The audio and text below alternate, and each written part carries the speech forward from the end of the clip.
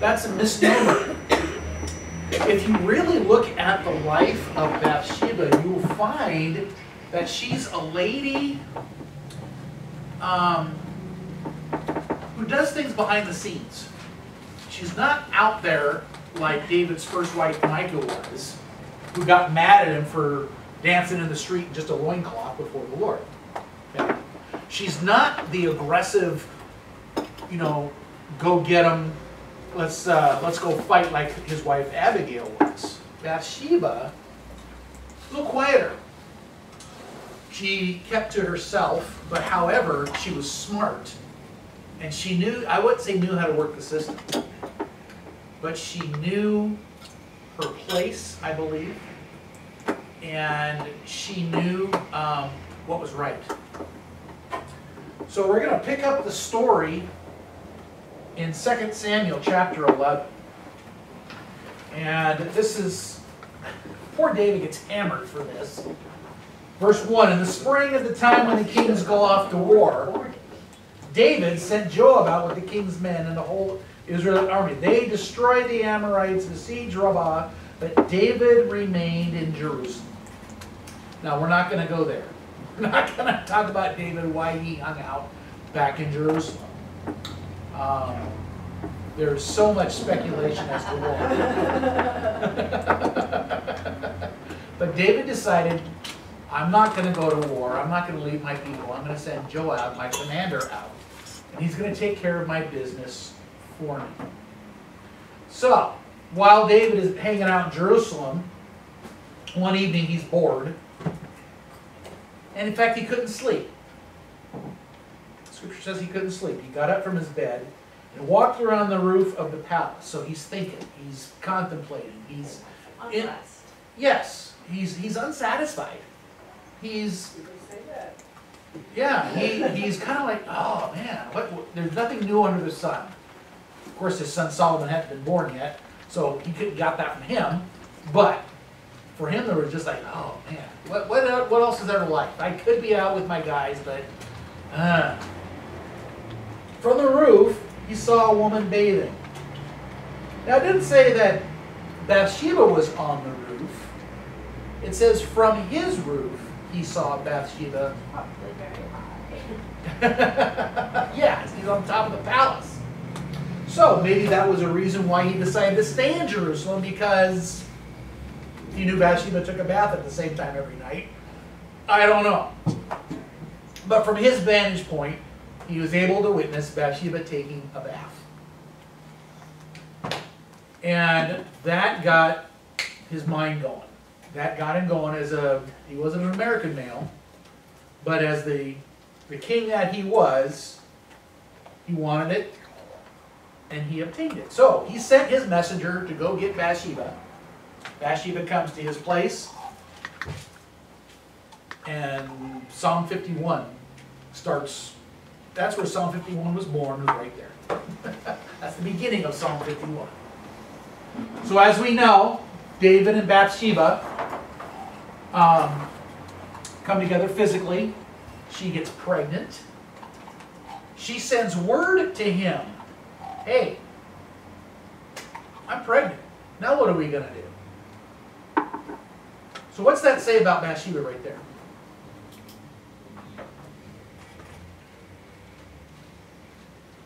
That she came to him, or that she sent word to him? Okay, let's talk about both of those questions. First of all, the fact that she came to him. She came when he sent for her, and then she conceded to send her. Okay, so now, keep in mind, I'm sorry, go on. He was the king. He was the king, It's not like it exactly. was just a So you're going to say door. no to him? Exactly. Now, also remember, Bathsheba really wasn't that old either. Because her father was one of David's mighty men that David hung around and conquered with. So basically, it would be as, well, no, I don't want to use that example. It would be as if somebody that I hung out with, did battle with, Their daughter. their daughter, that I'm interested in your daughter, buddy. Say that again, buddy. I didn't quite hear you. I'm interested, Okay? So Bathsheba was young, and David was probably, I imagine, 40. yeah, somewhere in there, because he obviously wasn't a teenager because he was still chasing Sheba when he was a teenager, and he was in his early 20s or late teens when he killed Goliath.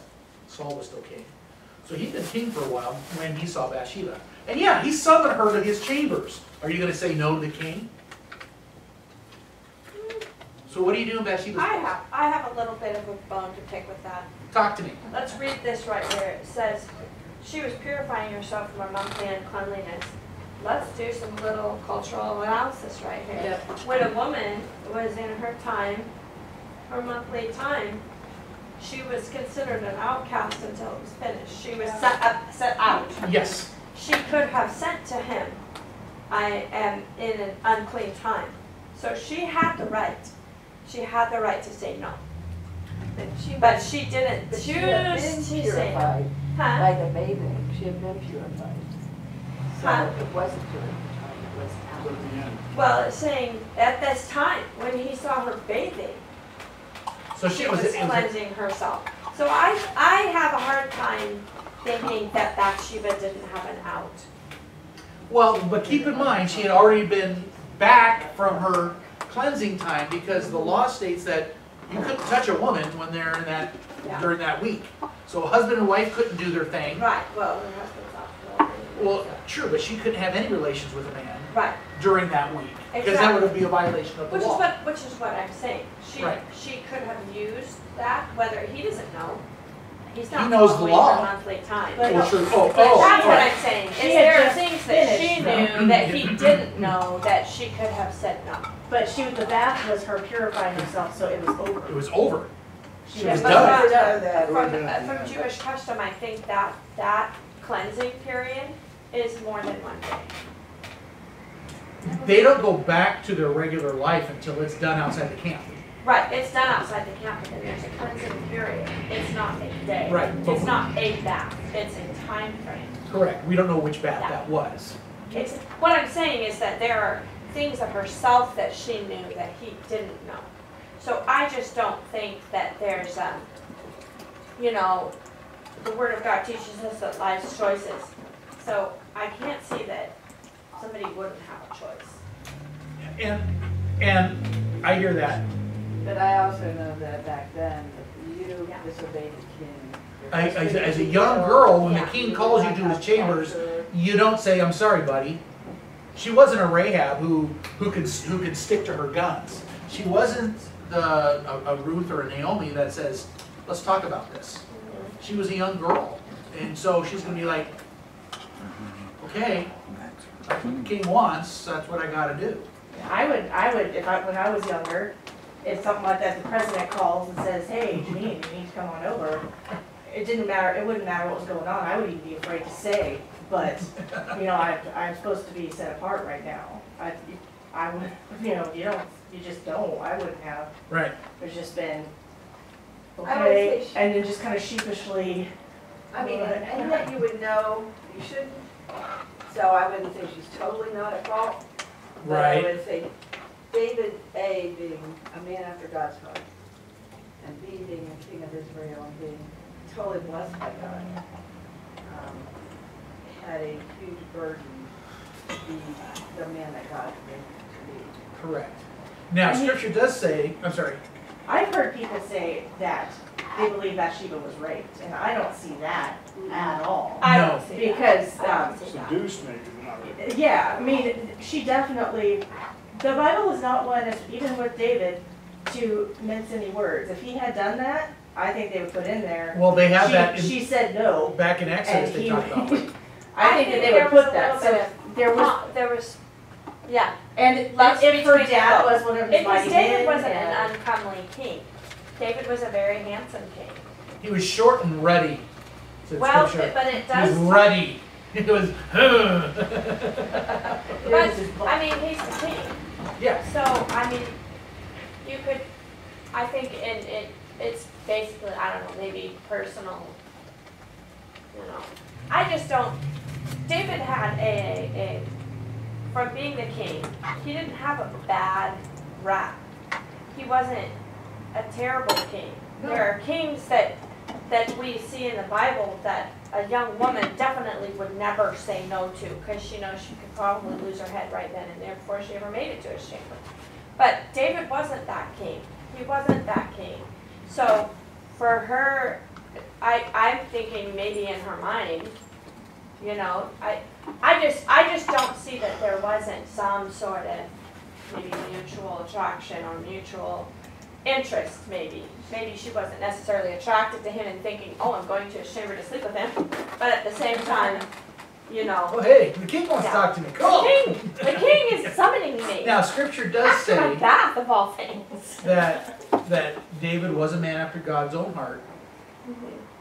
except with the incident. It says, except for, they don't say Bathsheba, they say the wife of Uriah. Yeah. Whenever she's referred to in Scripture, she's always referred to as the wife of Uriah.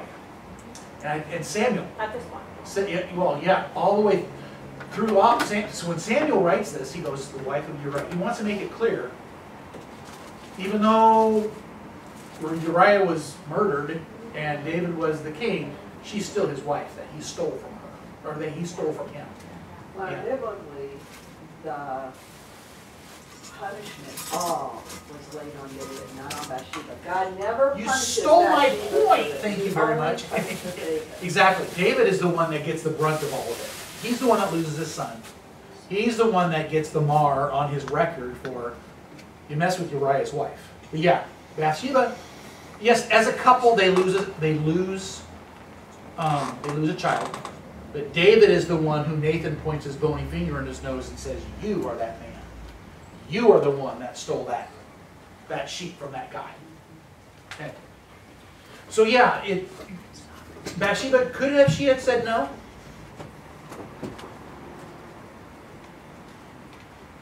In that Just to throw it in that culture, who knows? I mean, I kind of agree with what Christy said. I think she had every opportunity to say no, but she was young and mature, and the king wanted to see her, and that probably enticed her.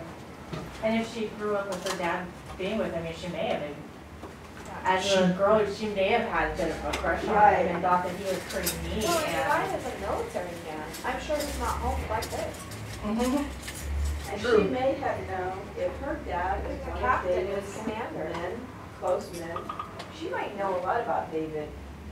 She may have known that he could and would, if she didn't do what he wanted, but her husband is the front line. And she may have been protecting her That's husband a as good well. point. That's a good point. Unfortunately, they did it right, So now she gets pregnant. She finds out she's pregnant, which makes total sense because, you know, after her purification time, she's ripe and ready. Yeah. So she's pregnant. Well, that's I'm sorry, that's just so funny. okay. Well, that's how God designed the that's how the Lord fashioned. I love watching his face turn red. It's like it starts here and goes kapoosh. She's right for the picking. Yeah. So she says, "Hey, I'm pregnant. What are we gonna do?" Now, how does she get that message to David? You think? I know, right? She sent it by the same guy that he sent to get her. Did she stand up in the window and go, "This is the same window you watched me. Now, guess what?" You know, how she got that message to She David? shoved a watermelon under her dress and stood in the same place she took her back and said, This is on you, buddy. "See what you did." So she gets the message to David, and David then starts his scheming. She knows they're not. She knows her husband hasn't been around. Well, that's what David's trying to. Okay, fine. So he gives the plan. Here's what we're gonna do. You're gonna seduce your husband when he comes home. You guys are gonna sleep together. That you're pregnant, and then everybody's gonna think this is your baby, and life will be good. We're done. Now, go. I can just see David just kind of, because if this whole scenario with Bathsheba for the year that he practiced for a year, from the time she conceived to the time the the child was born. It was after then he repented, but he didn't go from a straight and narrow lifestyle to sleeping with Bathsheba overnight. That's why he didn't go out on the field with his, he was already mixed up. He wasn't into something, but there was already something brewing inside. Yeah. So I imagine for that year that he was kind of not pursuing God's own heart, that's when he got into trouble. So at that point in time, when he's not walking with God, he's going to be acting in the flesh. So he's going to, here's what you're going to do. You're going to do this, you're going to do this. We're not seeing each other anymore. We're done. He Okay. had to do that. Exactly. Because in Leviticus, what is the penalty? Him and And her, both dead. Both dead, exactly. So- Even though he's the, even though he's the Cain, right? So he tried to cover that up as best he could. As we know, Uriah comes home, refuses to sleep with his wife. Because he was true to his troops and didn't want to lay with his wife, Yes, eat exactly. and drink and be warm and comfy if his troops weren't. And Right. that tells me that he was a good guy. Yeah, Uriah the Hittite. He was a stand-up guy. Yeah. He took responsibility for what he did, and Yeah, if only David would have felt like that in the beginning, In the we would have had this issue. exactly. So, baby comes along after a week. Baby passes. Uriah is dead. Bathsheba and David are married. Their baby is born. He dies. Nathan comes and confronts David before the baby is born, or just either before or whatever. Yeah, just before the baby's born. So David knows the baby's going to die. And he tries again to work a deal with God, and it doesn't work. And how many of us have tried to make deals with God when we know the inevitable showing up? We're like, okay, God, I'm going to make a deal now. God's like, no, I don't do deals. Yeah. Yes. And then after this, the next we see of Bathsheba is she and David to comfort Bathsheba. They're married now. So Solomon is conceived through that process. And this is where I really start not falling in love with Bathsheba. She doesn't need another guy to fall in love with her. But this is where you kind of see the heart of Bathsheba. Proverbs. Let's turn to Proverbs.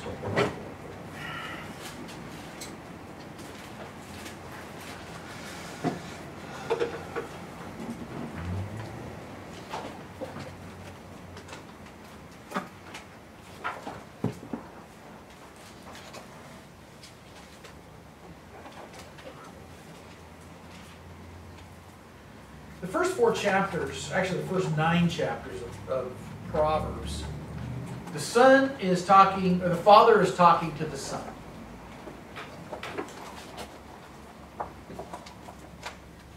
And he talks some wisdom, he talks some wisdom into the life of Solomon. Like I said last night, I believe it was last night, Proverbs is wisdom 101. Ecclesiastes is wisdom 201. Is the, you know, it's the next level of wisdom. You know, and my daily reading consists of some Proverbs. What I'm looking to do now is incorporate Ecclesiastes in it. Since Ecclesiastes is so short, I just can't do 1 or 2 verses in a day because I'm midstream. So for Ecclesiastes, I need to divide it up into bigger chunks. But there's much more wisdom based on Proverbs in Ecclesiastes. That's, you know, if you want to live a wise life, start looking at those 2 books. In chapter 4, it says, "Listen, my son, to a father's instruction. Pay attention and gain understanding. I give you sound learning. Do not forsake my teaching. When I was a boy, in my father's house," this is Solomon talking, "when I was a boy in my father's house, still tender and an only child of my mother, He taught me and said, lay hold of my words with all my heart and keep my commands and you will live.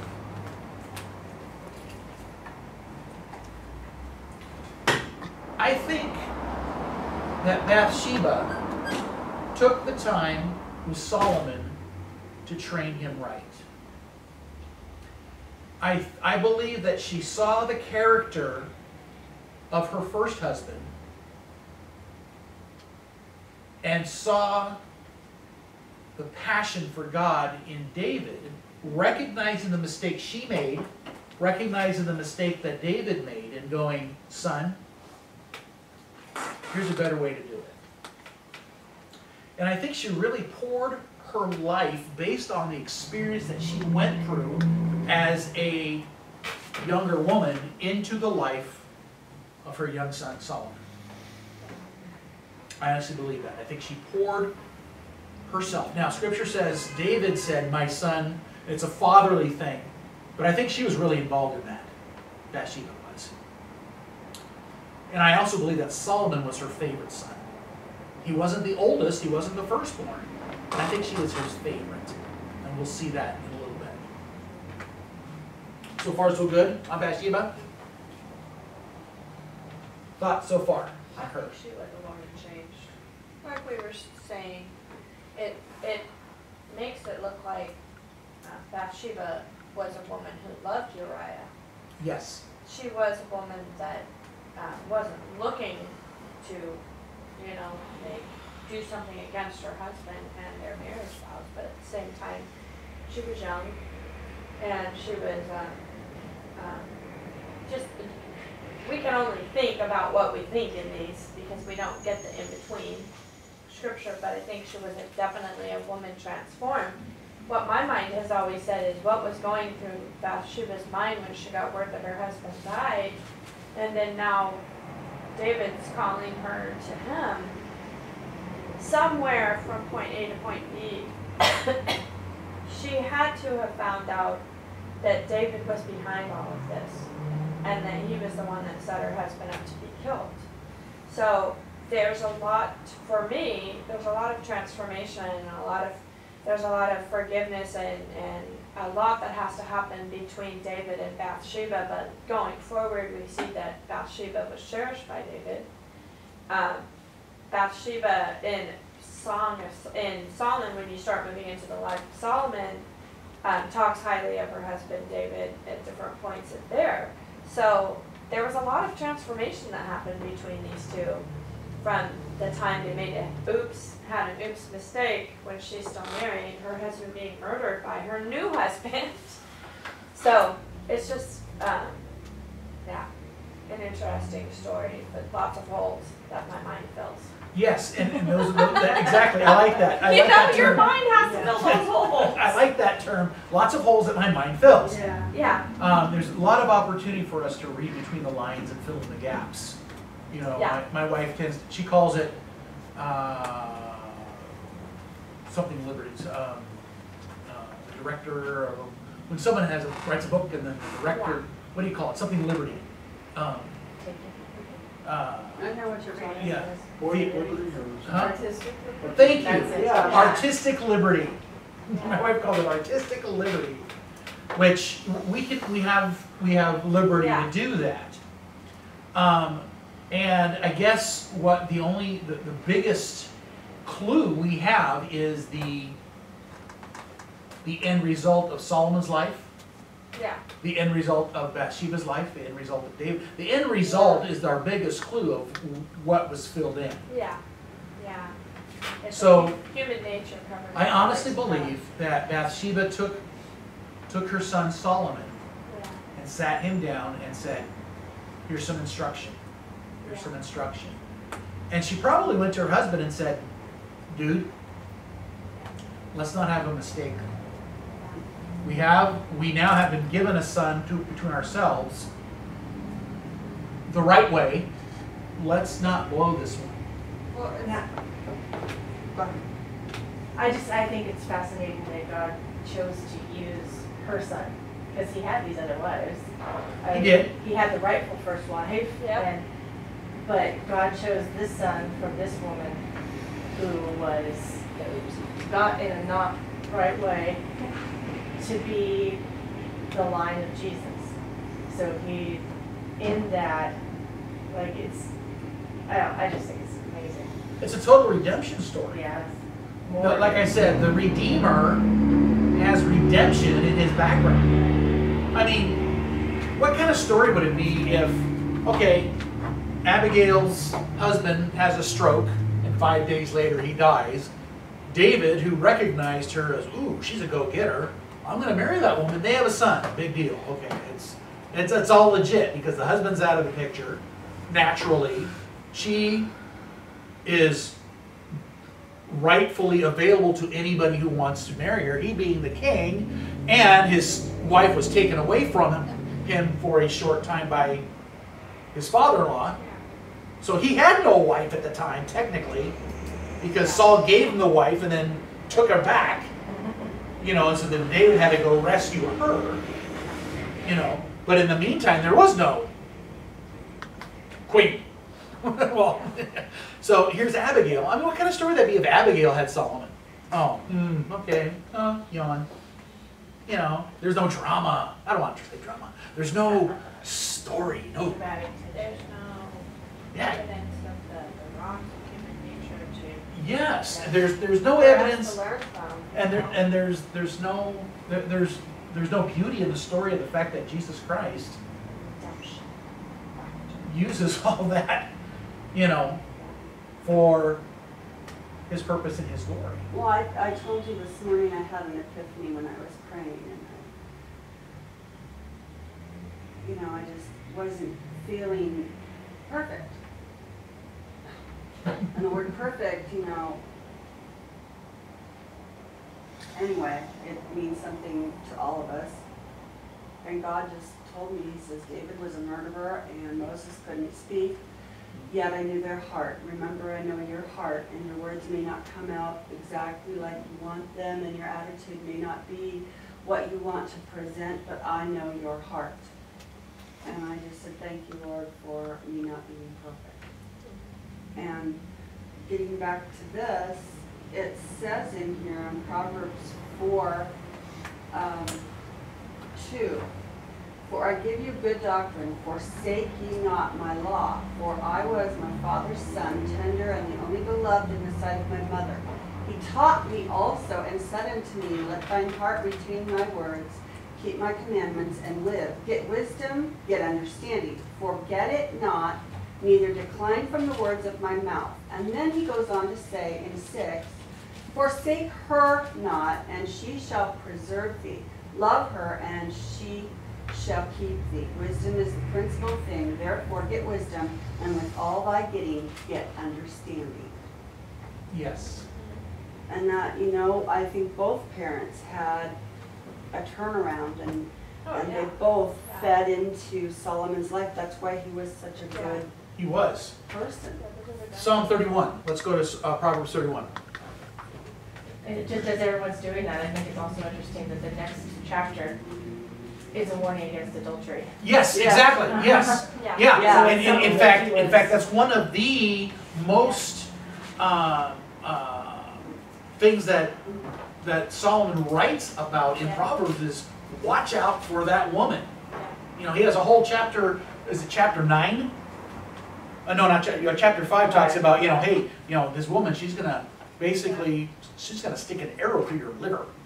Well, you stopped at verse 7, but verse 8 says, cherish her and she will exalt you, embrace her and she will honor you, she will give you a garland to grace your head and present you with a glorious crown. Right. So he's talking right there about how she's made him feel, what she's done for him through her actions. He's saying this to his son. Right. Do this for your wife. And in Proverbs 31, we see more, I believe, Bathsheba wrote this. It says to King Lemuel traditionally is Solomon. If you look back, Solomon is considered to be King Lemuel. So his mother said, this is the kind of woman I want you to hang out with. And I believe that Bathsheba is said, these are the qualities, son, that I want for you to have. If you look at those qualities, think of Solomon's lineage. There was Ruth, Grandma Ruth, great-great-grandma Rahab. Okay, a lot of these qualities that you see in Proverbs 31 line right up with the way those women were. And so I think Bathsheba, in her teaching time, because David didn't have time really to teach, he had a kingdom to run.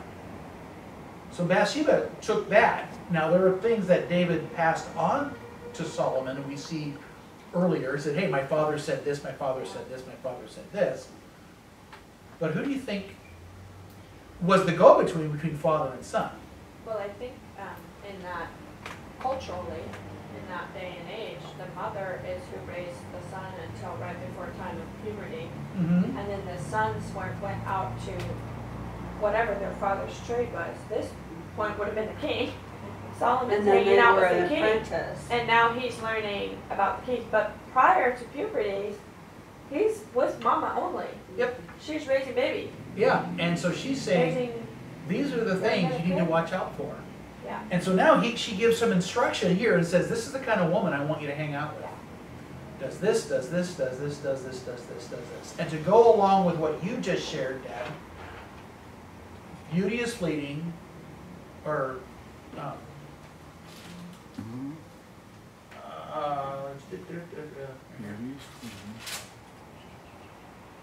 charm is deceptive and beauty is fleeting, but a woman who fears the Lord, Yeah. she is to be praised. Bathsheba understood that. She said, I want all these qualities in your wife. Which one of the wives you have, I don't know. maybe he took a wife with each quality. Yeah, That's the problem, he kept looking for the Proverbs 31 woman. yeah, Do you think doesn't David was under exist. the influence? under the influence of Look what? for love and I all think the he wrong was under the reasons. influence of alcohol Oh. when he saw Bathsheba because he couldn't sleep.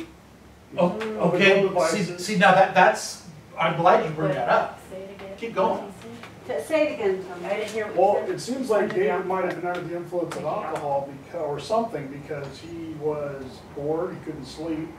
So Yeah. most guys, they'll turn to something, either eating or drinking or whatever, to try to calm their nerves, to try to go to sleep. So he goes out there, he sees her. Now, of course, when you're in a mind of under the influence, you look at things differently than you might have looked at if you weren't, Clear. you know, Yeah, of sober mind. and that's something that she says in Yeah. the beginning of Proverbs 31. Right. She puts a lot of emphasis on that. Yeah, don't be drinking. Don't be And drinking. then, Yeah. you know, King should be he's drinking. bringing her over, he's courting her, he's seducing her. Yeah. Glass of wine, low lighting, whatever, boom, it happens. Well, I and don't know. I never put that together before. Good observation. Yeah, that's excellent. There was an air of confidence about him at that time too for David, because if you look at the chapters previous to seeing Bathsheba, he had just had victory after victory after victory after victory. The dude's feeling pretty confident and he's feeling pretty, I don't know. I deserve this break. Yeah. He's all Because that. Check me out. Yeah. where's the bag of chips that I had too? That I had too. Yeah. Yeah. Exactly. Yep. Yeah, excellent observation. That is, I like that. Yeah. I never have Very heard that interesting. before. I like that a lot. Yeah, he couldn't Very sleep. astute. Yeah, so he's Yeah. and he's just feeling really good about himself. He was on one of those Hi. those highs up on the top of the mountain. Making And then- a little full of himself. Woo! He got full of himself and took the roller coaster, the Right. front seat of the roller coaster right to the bottom. Pride comes before it falls. So we see Bathsheba basically telling her son, this is the kind of girl I want you to hang out with. This is the kind of girl you want you to marry.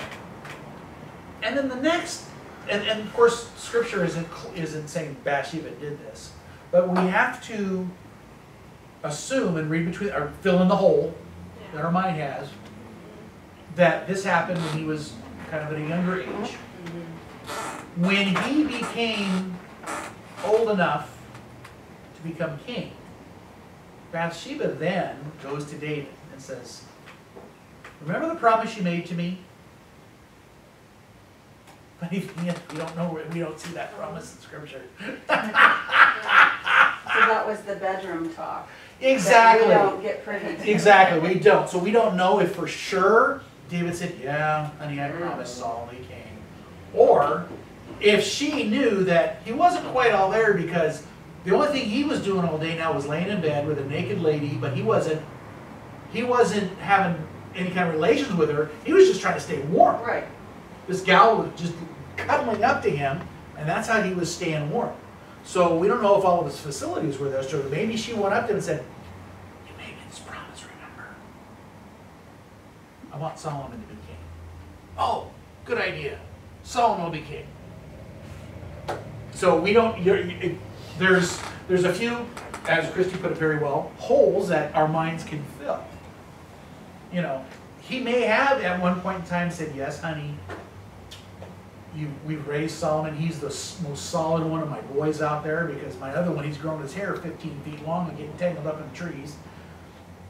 You know, my other sons, they're, you know, not acting like a king. This is, you know, really, so, yeah, let's put the mantle on him. It also says that David comforted her when she lost her first son, so Yes. that may have been something he was telling her, that if we have another one, he'll be the king. He'll be the king. See, and that's something that she will remember. Yeah, yeah. Because she's protected. Because then she is suddenly the queen mother. And she has power, she has purpose, and she has pull behind the scenes. She's the queen mother. So she works her way into that situation, whether by it just happening or by her finagling itself. But she has the integrity to go and tell David to remind him, hey, remember you did say this. You know. And then after that, we don't really hear much about Bathsheba at all. How until Matthew chapter 1, where she's mentioned in the genealogy of Jesus Christ. What version are you using? No, okay. I think the reason why I like her so much is the fact she's a lady that learned from her mistakes. And she chose to not wallow in her mistakes, but to say, okay, I did that, she owned up, and she did things, and she made things right. And I remember, you know, years ago when I was in my darkest time of my days, I had to own up to stuff. And so when I was rereading a lot of this stuff, it's like, I can relate to that now. I can relate to this. I had to own up to my stuff. I had to say, okay, bam, I learned from this. Let's move on now. Any other thoughts on Bathsheba before we move on? No, but remind me that I want to ask you a question. Oh, you can ask it now if you wish. Okay, I just run across this, and it's Proverbs 31:21. She is not 31:21, yes. She is not afraid of the snow for her household, for all her household are clothed with scarlet. Yes, What is snow supposed to be? snow. I thought they lived in. During the cold, when. Yeah, It's yeah.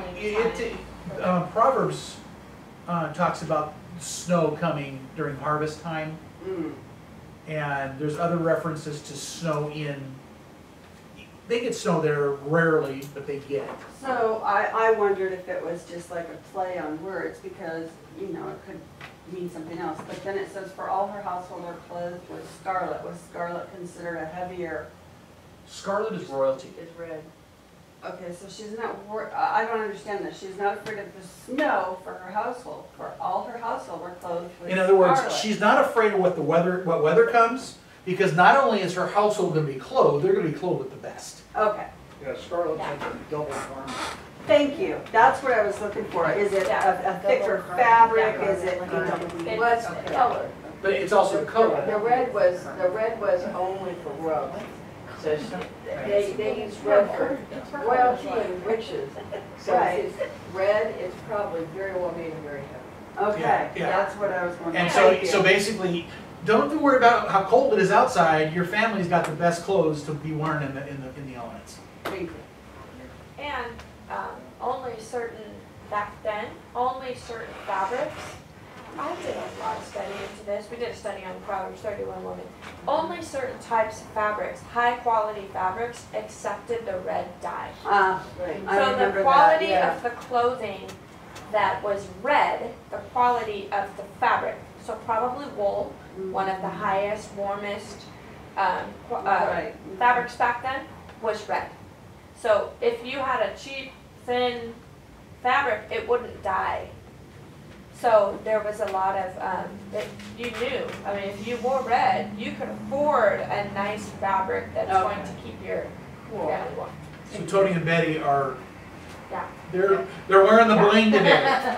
Yeah, for sure. They're wearing the bling today. That's why you should be in I need a some tinfoil when you pick it up. Okay. Let's continue on. The widow of Zarephath, and let's contrast her with the widow in the New Testament. Widow's mite. 1 Kings chapter 17. Let's go there. 1 Kings chapter 17.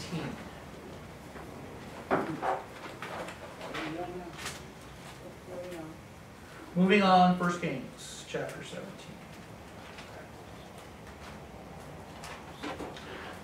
What's unique about this portion of Scripture, excuse me, is this is the first time Elijah is mentioned in Scripture.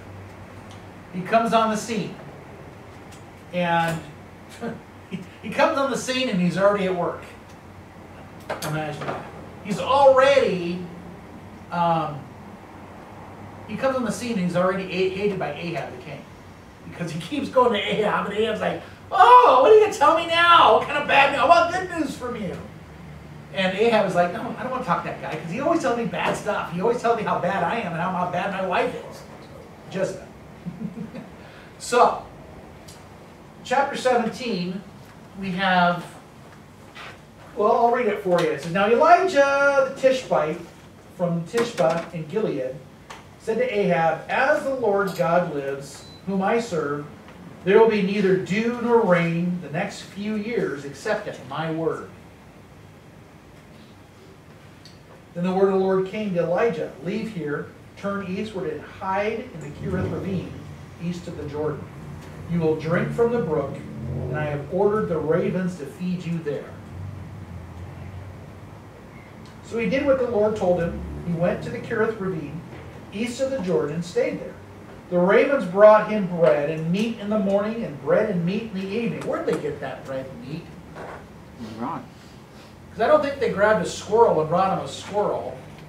They probably went and stole it from households. Exactly. They probably went to the market going, oh. It's cool how God works. Well, that's how the crows do it in my yard. Yeah, I mean, God, he's just like, okay, Raven, you're going to get that meat, you're going to get that bread, you're going to go over here. He's faithful. It's cool. Anyway, that has nothing to do with the woman. Yeah. The ravens brought in bread, meat in the morning, bread and meat in the evening, and he drank from the brook. Sometime later, the brook dried up. Ever been in that dried up period? I know I'm kind of getting off a little bit here. What, yes, that I'm getting off? Or? No, yes, right in the trial period. Okay. Silly. Because there had been no rain in the land, and the word of the Lord came to him, go at once to Zarephath of Sidon and stay there. I have commanded a widow, I think that's interesting, in that place to supply you with food. Yeah. I love that portion. I know! I have commanded. I have And commanded. then she says, I have nothing. You know, and so it's like, God's like, you know what? I know your situation, and I've already got you taken care of. Just go. Just walk. And you guys felt that, I imagine, when you were in Tanzania. God's like, I got you guys covered. Just go.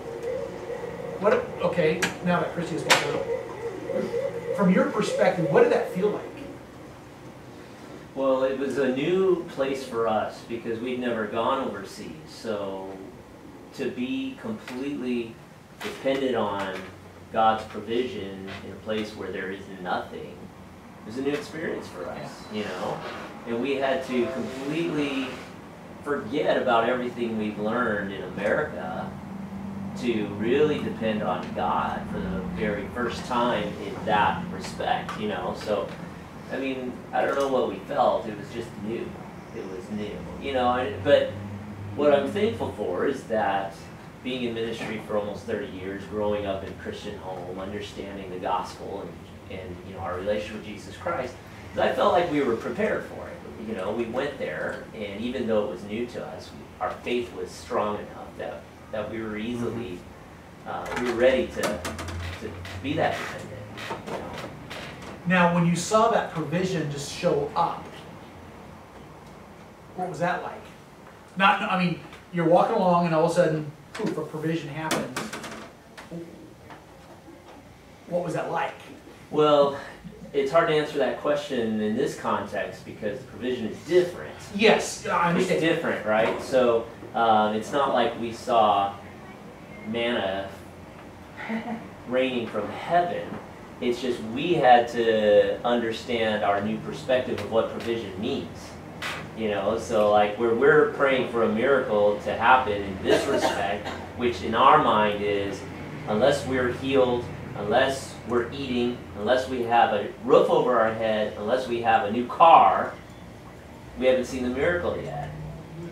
But in this context, in a third world country where they have not much at all, Right. the miracle actually was there. We just had to relearn what that miracle is. Cool. Okay. Awesome. Thank you. That's I like that point. I think that's important, a little bit off the subject, but dovetailing off the bishop about provision and adjusting your perspective at your miracle. I'm sure everyone here knows my dad left me some money and I still don't have it. And so I think the miracle is that money should be here so I could take care of my business. But so you could spend a year and 8 months today, a year and 8 months today, and I haven't lost the house. I got the car, not in the way I should. I think I should have gotten it because I still don't got the money. But the miracles, you know, people helping me, people who got to adjust their God still perspective, which I think provided. is the same thing you're trying to get at. Yeah. You know. So anyway, Cool. All right. so to adjust Since their we're perspective. talking about this, can I ask Pastor and Christy a question? Please. Some of the pictures that I saw just really touched my heart in the same way that I told you guys when I saw when Harry and Kathy first came and I saw the bracelets and the jewelry and stuff, and it just tugged at my heart. One picture in particular was when you guys went and prayed for that woman, that grandmother, and her home. She invited you into her home, which is a very, you know, they don't have a lot of company, especially Right. from other countries. But her bed was sticks, and she had a pot, and those were everything that she had in the world. Did you feel that humbleness and want to come home and like get rid of everything you don't need? I mean, were you affected that way? Yeah, I mean, I can't speak for Christy, but I know her and I have talked about it. When we came home, that's why I shared with you what I did on Sunday. Yeah. Everything we have here I love. I mean, we have a great venue, God has provided, we have excellent lighting and technology and all of that. But at the same time, I had this new sense of, you know what, this is not the church. This is not, we're not dependent on this stuff, you know. As much as we should appreciate what God has blessed us with, at the same time, we shouldn't be dependent on stuff, you know, because that lady, and not only was her bed made out of sticks, but it caused her great pain. So she was physically breaking